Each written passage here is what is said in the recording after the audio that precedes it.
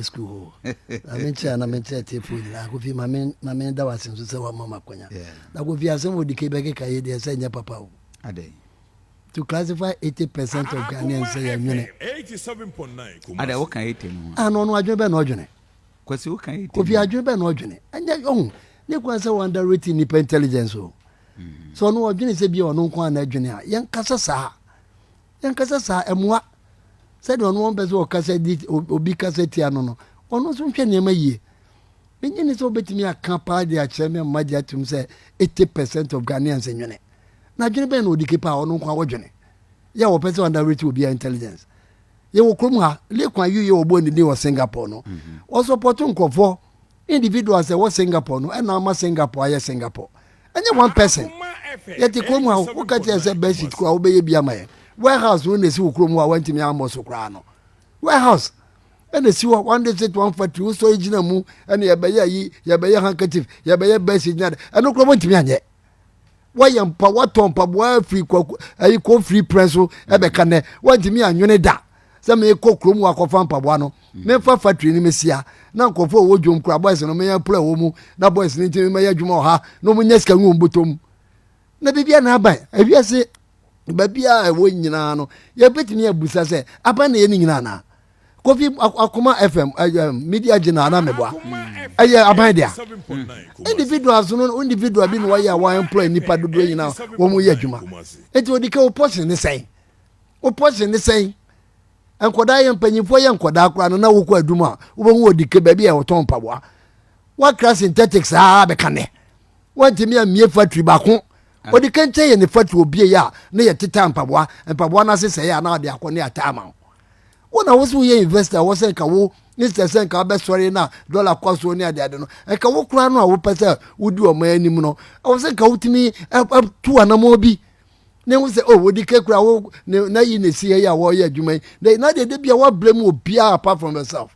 why Kofi Ghana anya na no pa na Ghana bayo ana menyi ni se president anado nkwa na baye Ghana president Ghana ye be shasie no me did it from 1957 na Kwame Nkrumah e baye anati Musa no Kofi ya ko through military room akoma ko be 9 67 years no ekofo aba kotroka aba ankra aba friends JJ Rollins aba na friends JJ Rollins aba liman ba ye JJ Rollins asen aba ama hwe soja aban no ba wo mu ba ye be ye 67 years no dey use as democracy kra no eno kra no 30 years obi aba obebo ne wo mode na kakra obetimi aye no aye but since odidi obi atem obi anim nyansa ene anwene ene enye sei ene ade ba obekọ ni krom no na ne nkoda ne bi kra nya opportunity sua de ne omo mu sua technical and vocational omo mu ko secondary school ko bi omo mu etu anamo pese omo aye adwuma no ebebre ye bi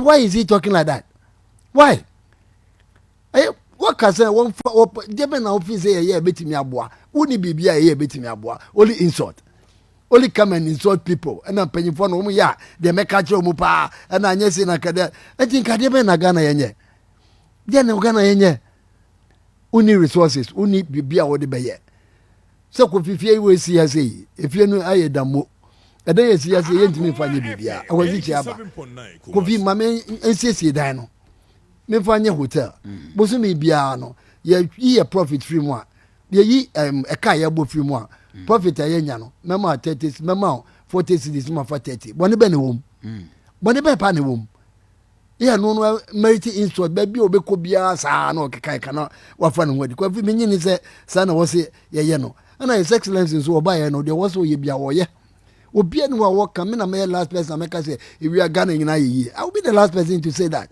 but despite the difficulties no abai tu anamo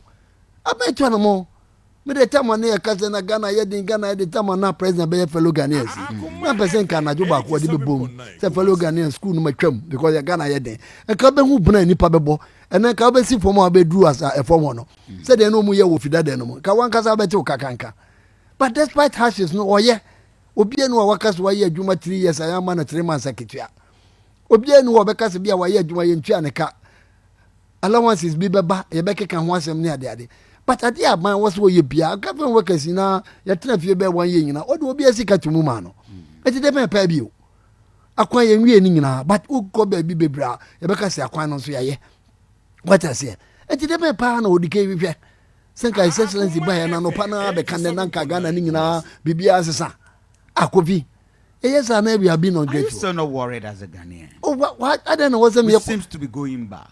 Back in anything back in here Kofi abaya what building future no dia man no back na wo Kofi na ye be Kofi look at the dollar. Look at the Ghanaians. These are the basic things I the economy. That is not true. The basic social amenities in every society. Yes, that is correct. I do agree. Every year of government, Rollins time, Dumso, Mahama, Dumso, Kofo, Dumso, Akofo-Addo, Dumso.